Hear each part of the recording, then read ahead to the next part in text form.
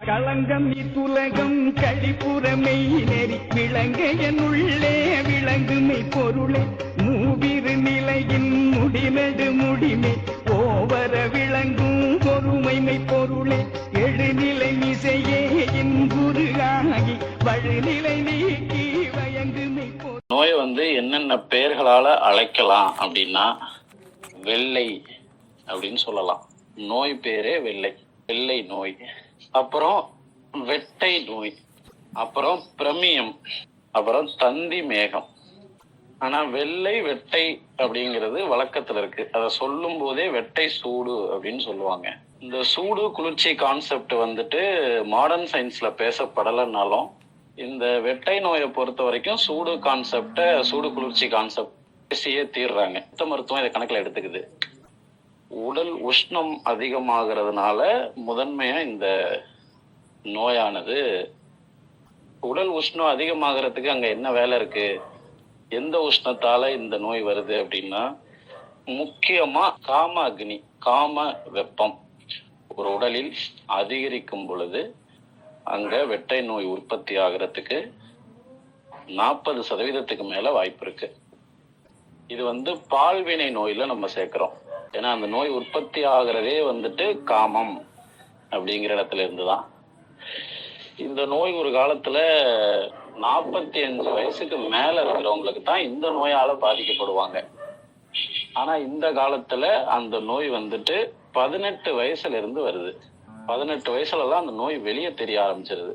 இந்த நோய் உற்பத்தி ஆகி இந்த நோய்க்கு சரியான வைத்தியம் எடுக்கல அப்படின்னா 45-50 வயசுலலாம் இந்த நோய் முற்றி மரணிக்க வேண்டிய சூழ்நிலை ஏற்படும். 16 வயசுல உற்பத்தி ஆகக்கூடிய நோய், இந்த நோய் வளர்ச்சி அடைஞ்சு உடல் முழுக்க பரவி ஒரு மனிதனுடைய உயிரை முடிச்சு கட்டுறதுக்கு இடைப்பட்ட காலங்களை எடுத்துக்குது. சரியான வைத்தியம் இல்லைன்னா 45 வயசுக்கு மேல இதே நோய் தான் அவரை முடிச்சு கட்டும். வெள்ளை நோய், வெட்டை நோய் பெண்களுக்கு தான் அதிகமா வருதுன்னு எல்லாரும் கேள்விப்பட்டிருப்போம். ஆனா இன்னைக்கு உங்களுக்கு நான் சொல்லித்தர முதல் சீக்ரெட் என்னன்னா, இது ஆண்களுக்கு தான் அதிகமா வரும். வெட்டை நோய் பாதிப்பது அதிகம் ஆண்களையே அப்படிங்கிறத இங்க நல்லா குறிச்சுக்கணும். ஆண்களை 80% பாதிக்குதுன்னா பெண்கள் 60% தான் வருவாங்க. இது பால்வினை சார்ந்த நோய் அப்படிங்கிறதுனால காமத்துல இருந்து தான் உற்பத்தி ஆகுதுன்னு பார்த்தோம். இது யாருக்கெல்லாம் வரும் என்றால், அந்த காலத்துல அது எப்படி எழுதியிருக்காங்கன்னா, அந்த காலத்துல மாறுபடுது, இந்த காலத்துல மாறுபடுது. அது எப்படின்னு நான் சொல்றேன். அந்த காலத்துல விலை மாது கூட உடலுறவு கொள்றவங்களுக்கும், நோயாளி பெண் கூட விலை மாதா இல்லாம மனைவியா கூட இருக்கலாம், நோயாளியாக இருக்கிற பெண்ணோட உடலுறவு கொள்வதாலும் இந்த நோய் அந்த காலத்துல அதிகமா வந்திருக்கு. இந்த காலத்துல காம வேட்கை தணிக்கப்படாம இருக்கக்கூடிய ஆண்களுக்கும் பெண்களுக்கும் இந்த நோய் அதிகமா வருது. 40 வயசு வரைக்கும் கல்யாணமே பண்ணாம இருப்பாங்க. அந்த மாதிரி உள்ள ஆண்களுக்கும், கல்யாணம் ஆயிருந்தாலும் காமம் முறையா தணிக்கப்படாம இருக்கிற பெண்களுக்கும் இந்த நோயானது வருது. இது அப்படி பொதுவா சொன்னா எப்படி உள்ள என்ன நடக்குது அப்படின்னா, சித்த மருத்துவ பாடலே என்ன சொல்லுது, மூலத்தில் கனல் ஏறி தாது நஷ்டத்தை ஏற்படுத்தும் அப்படிங்குது. மூலத்தில் கனல் ஏரி அப்படிங்கிறது எதை குறிக்கும் அப்படின்னா, சிறுநீரகம் இருக்கிற பகுதிகளில் வெப்பம், வாயு இதெல்லாம் அதிகமாக தேங்கும் பொழுது அடிவயிறு அதிகப்படியான வெப்பத்துக்கு உருவாகி மூலக்கனல்னு ஒண்ணு முதுகுத்தண்டு முடிகிற இடத்துல இருக்கு. குண்டலினின்னு சொல்றதெல்லாம் அதுதான். அப்ப அந்த மூலக்கனல் அதிகரிச்சு அந்த வெப்பம் அது காமமா தான் வெளிப்படுது. அது அதிகரிச்சு மூலக்கனல் அதிகரிச்சு அந்த வெப்பம் மூளையில சூட்டை ஏற்படுத்தும், அதாவது பிரெயின். அது வரைக்கும் அந்த வெப்பமானது, அந்த சூடானது ஏறி நோயை உண்டாக்கும் அப்படின்னு சொல்லுது. தாதுக்கள் அப்படின்னா என்னன்னு படிச்சிருக்கோம். 7 தாதுக்கள் தான் உடலுக்கு அடிப்படை, சரியா? அப்ப இந்த கனல் ஏறும்போது அந்த தாது நஷ்டத்தை ஏற்படுத்துது அப்படின்னு சொல்றாங்க. தாது நஷ்டம்னா என்ன?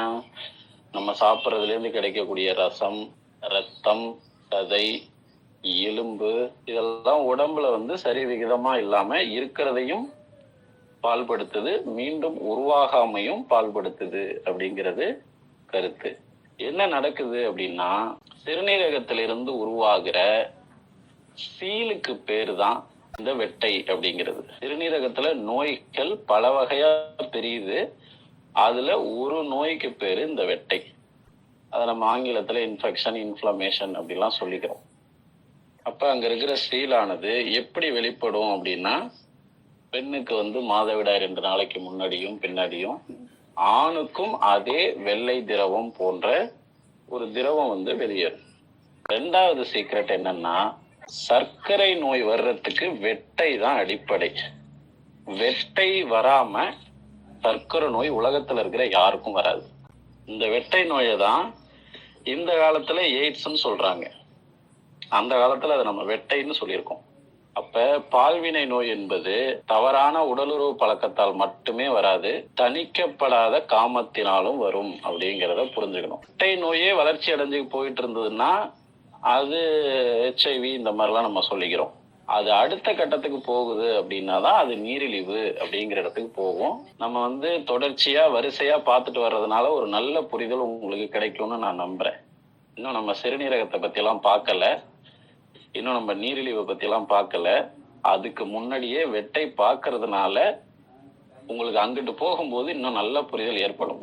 அது என்னுடைய விருப்பம். அந்த பாடம் அப்படியே சரியான முறையில போயிட்டு இருக்கு. ஒருவேளை நம்ம முன்னாடியே சிறுநீரகமோ சர்க்கரையோ எல்லாம் பேசியிருந்தோம்னா ரிவர்ஸ் இதை புரிஞ்சுக்கிறது கஷ்டம். வெட்டை பத்தி பேசிட்டா சரியா இருக்கும். எனக்கு தெரிஞ்சு ஒரு வைத்தியர்லாம் இருக்காரு, அவரு யாரு போனாலும் வெட்டைன்றுவார். உனக்கு வெட்டை இருக்கு, உனக்கு வெட்டை இருக்கு. 100 பேரை கொண்டு போய் நிறுத்திட்டீங்கன்னா 99 பேருக்கு வெட்டை இருக்குன்னு சொல்லிடுவாரு. அது உண்மைதான். இப்படி நான் நேரடி வகுப்புல இந்த ஊர்ல 3000 பேர் இருக்காங்கன்னா 2500 பேருக்கு அல்சர் இருக்கும்னு சொன்னனும், அதே மாதிரி ஒரு ஊர்ல 100 பேர் இருக்காங்கன்னா 80 பேருக்கு வெட்டை இருக்கும். அந்த நோய் வளர்ச்சி அடையாத நிலையில இருக்கும். அவ்வளவுதான் வித்தியாசம். இது ஒரு உடலில் உற்பத்தி ஆகி இன்னொரு உடலுக்கு பரவக்கூடிய நோய். ஒரு நல்லா இருக்கிற ஆண் நோயாளி பெண் கூடயோ விலைமாது, அதாவது வெட்டை இருக்கிற பெண் கூட உடலுறவு வச்சுக்கிட்டாங்கன்னா அது ஆணுக்கும் வர வாய்ப்பு இருக்கு. வெட்டை சூடு இருக்கிற ஆண்களோட பெண்கள் உறவு வச்சுக்கிட்டாங்க அப்படின்னா அவங்களுக்கு அது வர்றதுக்கு 60% வாய்ப்பு இருக்கு. இந்த நோயினுடைய நகர்வு எப்படி இருக்கும் அப்படின்னா, சிறுநீரகத்திலேருந்து வர்ற சீலு தான் நம்ம வெள்ளைன்னு பார்த்துட்டோம். இது அடுத்தடுத்து என்ன நிலைகளுக்கு கொண்டுட்டு போகும் அப்படின்னா, நீர் தாரை, அதாவது அந்த பைப்புல சிறுநீர் பெரியற அந்த பைப்புல நமைச்சலை ஏற்படுத்தும். நீர் கசிவு இருக்கும். இதெல்லாம் அந்த சிக்கலுடைய முக்கியமான அறிகுறிகள். இதெல்லாம் உடனடியா கவனிச்சு சரி பண்ணல அப்படின்னா இந்த நோய் வளர்ச்சி அடையும். எப்படி வளர்ச்சி அடையும்னா, முதல்ல வெளிப்படுற கலருக்கு பேரு தான் வெள்ளை. நோயினுடைய முதிர்ச்சிக்கு ஏற்றாப்புல அந்த கலர் மாறும். அப்புறம் மஞ்சள் வரும், சிகப்பு வரும், பச்சை வரும், லாஸ்டா வர்றதா சிகப்பு. சிகப்பு கலர்லாம் வருது அப்படின்னா நீர்த்தாரையில அது புற்றுநோய் வரைக்கும் கூட போயிருச்சு. அந்த சீலுங்கிறதே புண்ணுல இருந்தா வரும். முதல்ல புரிஞ்சுக்கணும், அந்த இடத்துல அலர்ச்சி ஏற்பட்டு புண்ணுல இருந்தா வரும். அது ரத்தம் வரைக்கும் வெளியேற ஆரம்பிச்சிருச்சுன்னா அங்க புற்றுநோய் வரைக்கும் அது போயிருச்சு அப்படிங்கிறது அர்த்தம். சிறுநீர் தாரையில நமைச்சல், எரிச்சல் இதெல்லாம் உருவாகுதா, அதுக்கு அடுத்த கட்டமா சிறுநீர் கசிவுலாம் இருக்குதா, அதுக்கு அடுத்த கட்டமா ஆணுறுப்பு வீங்கிக்கும். இதெல்லாம் அவங்களுக்கு ஒரு பெரிய வேதனையை ஏற்படுத்தி விடும். இரவு தூக்கம் ஒழுங்கா இருக்காது, அதிக பயம் வந்துரும். இது வந்துருச்சு அப்படின்னா உடல்ல இருக்கிற மொத்த ஆற்றலும் குறைய ஆரம்பிக்கும். இடுப்பு வலி, கை கால் வலி, ஜாயிண்ட்டுக்கு ஜாயிண்ட் வலிக்கிறது, கண்ணுல குழி விழுகிறது.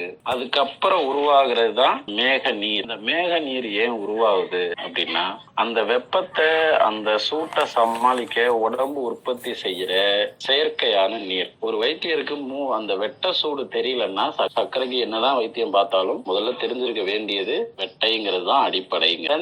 கிரந்திங்கிறது உடல்ல டாக்ஸின்ஸ் அதிகமாய் போயிடுச்சு, நஞ்சு அதிகமாய் போயிடுச்சுங்கிறத குறிக்கிறது. அதான் கிரந்தி.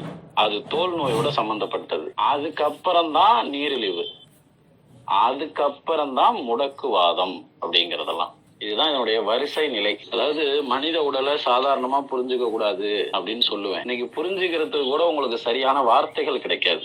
உங்களுக்கு புரிஞ்சா கூட அதை என்ன வார்த்தையில வெளிப்படுத்தணும் அப்படிங்கிறது தெரியாது. சித்தர்கள் அந்த காலத்துல சொல்லியிருக்காங்க. என்ன சொல்றாங்க, இந்த வெட்டை வெள்ளை வந்துருச்சு அப்படின்னா அந்த உடலுக்கு இந்த அறிகுறிகள் எல்லாம் இருக்குமா. முதல்ல வற்றல்னா என்ன? நீர் குறைஞ்சு போகும். உடம்புல உஷ்ணம் ஏறுதுனாலே நம்ம உடனே குளிர்ச்சி ஆக்கணும்னு அர்த்தம் கிடையாது. அங்க என்னன்னா, உடல்ல உஷ்ணம் ஏறுது அப்படின்னா நீர் சத்து குறையுதுன்னு அர்த்தம். அது அப்படிதான் புரிஞ்சுக்கணும். முதல்ல வற்றல், உடம்பு வத்தும். அப்புறம் கருத்தல், உடம்பு கருக்கும்.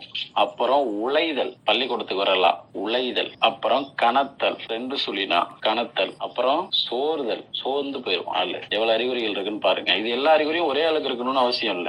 அப்புறம் வலித்தல், உடம்பு அங்கங்க வலி. அப்புறம் காங்கை, எப்படி ஆளு பக்கத்துல நின்னீங்கனாலே அவங்க உடம்பு வெப்பத்தை வெளிப்படுத்துறது தெரியும், அது காங்கை.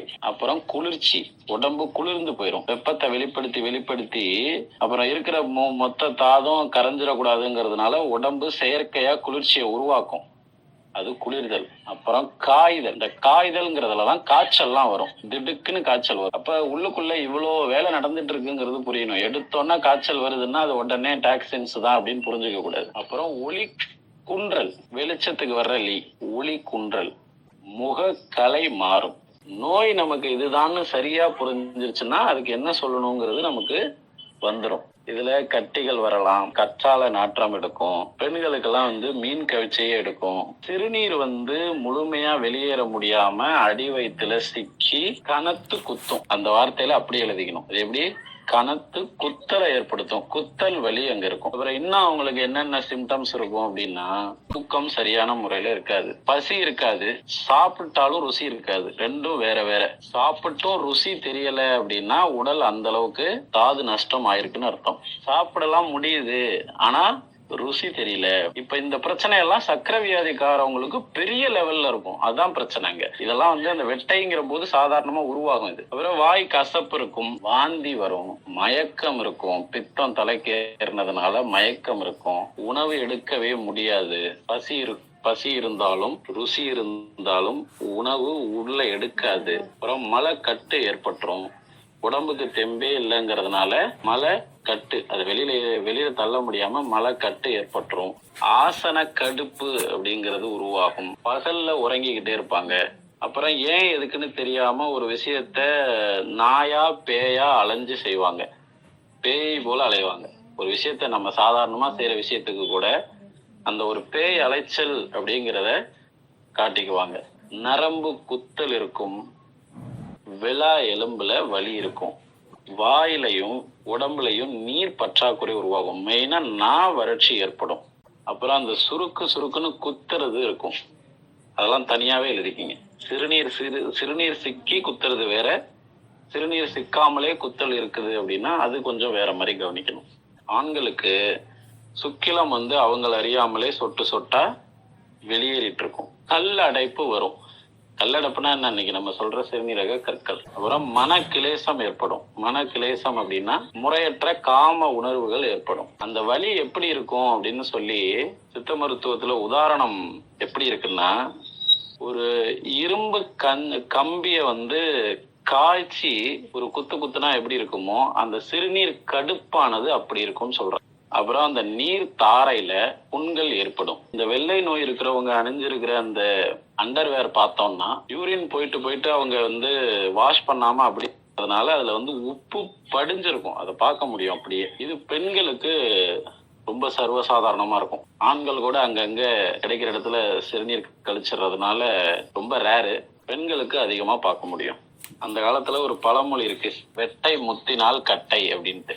இது ஒரு சித்த மருத்துவ பாடல் எப்படி சொல்லுதுன்னா, பண்பான துளையடைத்து பலவிதமான நோவுடனே சேருமப்பா. அப்படியே சொல்ல விளக்கம் சொல்லிடுறேன். பண்பான துளையடைத்து பலவிதமான நோவுடனே சேருமப்பா. முதல் 2 வரியிலே எல்லாத்தையும் முடிச்சாச்சு. இப்ப நான் சொன்னது எல்லாத்தையுமே சிறுநீர் பாதையில, அதாவது மூலக்கணல் சூடு ஏறி சிறுநீர் பாதையில அடைப்பு ஏற்படும் போது அங்க பலவிதமான நோய்கள் தோணுதுங்கிறத 2 வரியில சொல்லிட்டாங்க. பண்பான துளையடைத்து பலவிதமான நோவுடனே சேருமப்பா. நண்பான ஊழலுடன் காந்தல் தோன்றுமே. முதல்ல அந்த இடத்துல ஊறல் எடுக்கும், சொரிஞ்சுக்கிட்டே இருக்கணும்.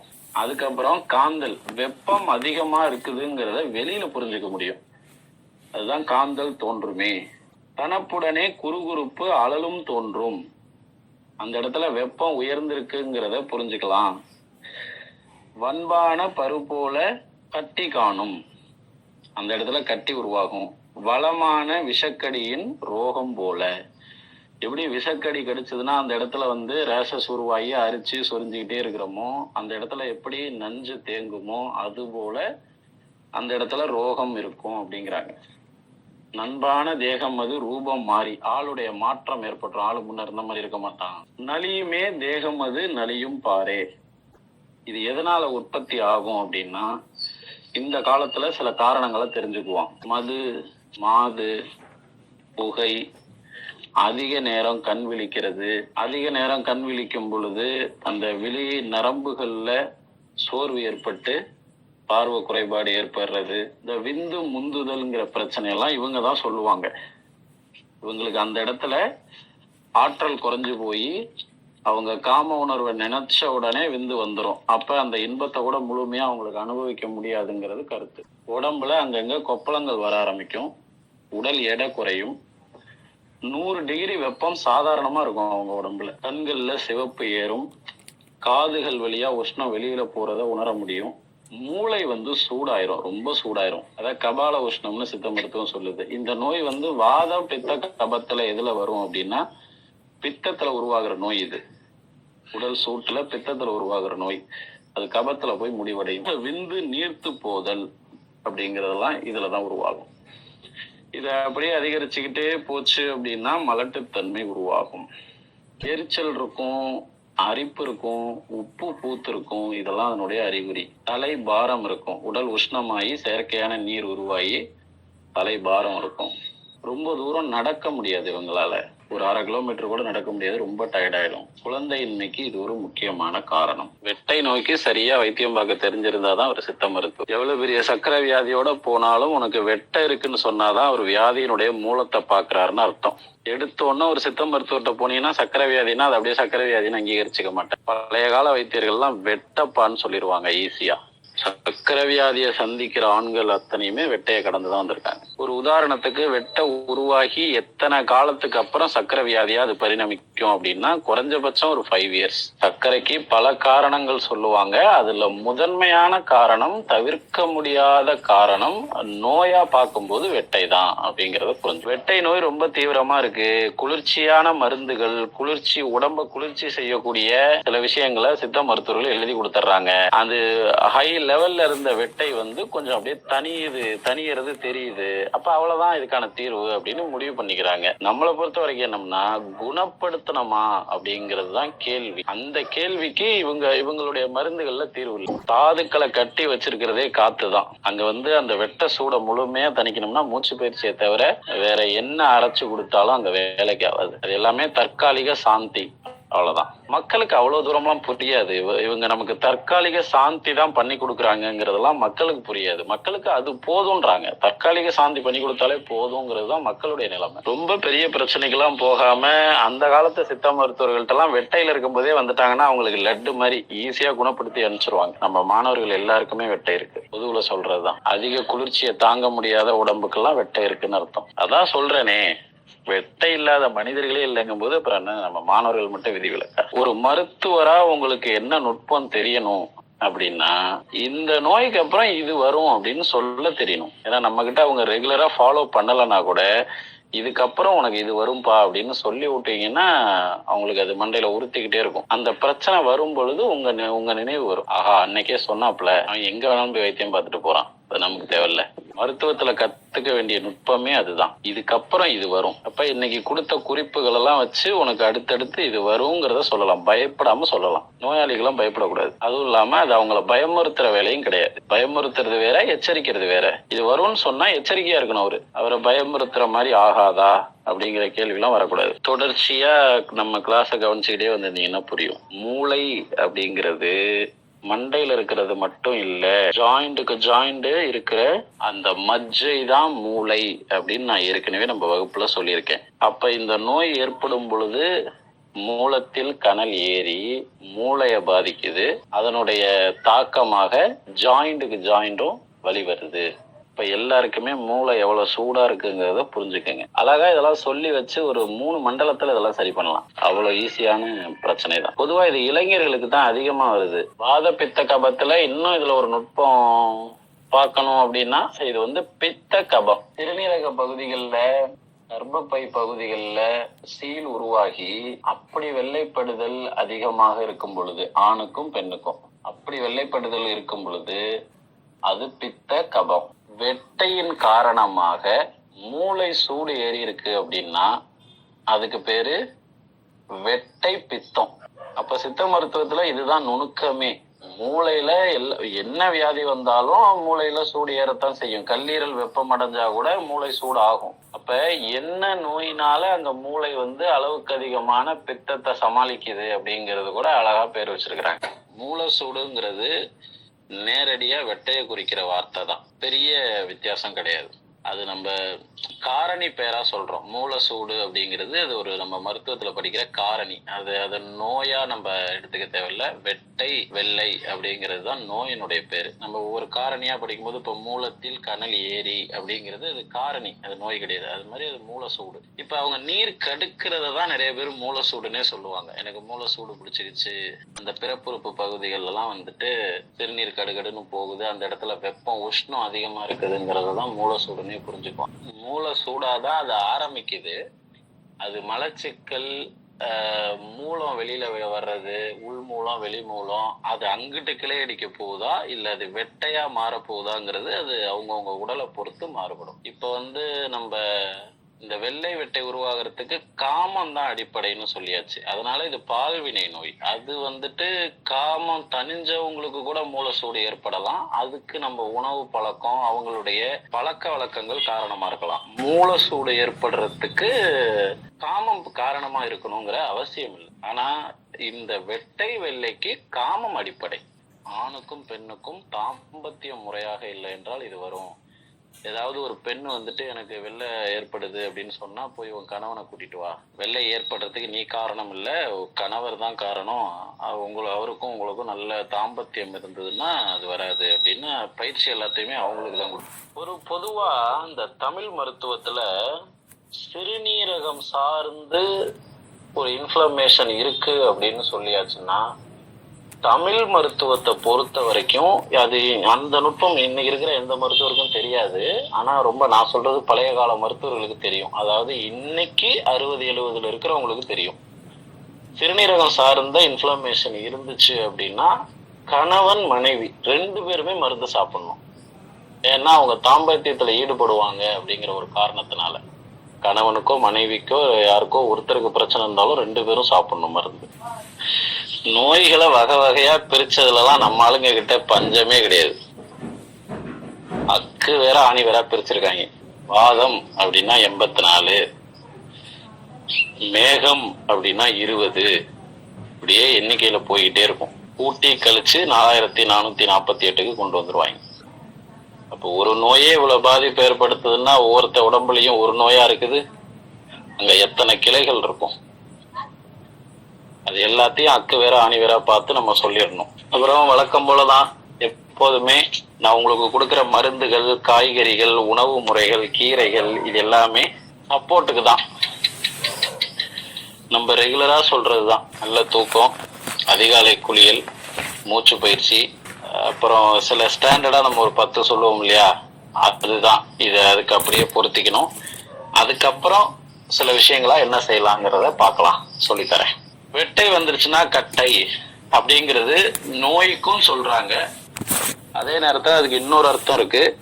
சந்தன கட்டை அது இருந்ததுன்னா அந்த சந்தன கட்டையை அரைச்சு நம்ம அந்த சந்தனத்தை சரியா பயன்படுத்தணும்னா இந்த வெட்டை நோயை குணப்படுத்திக்கலாம். அது ஃபர்ஸ்ட்.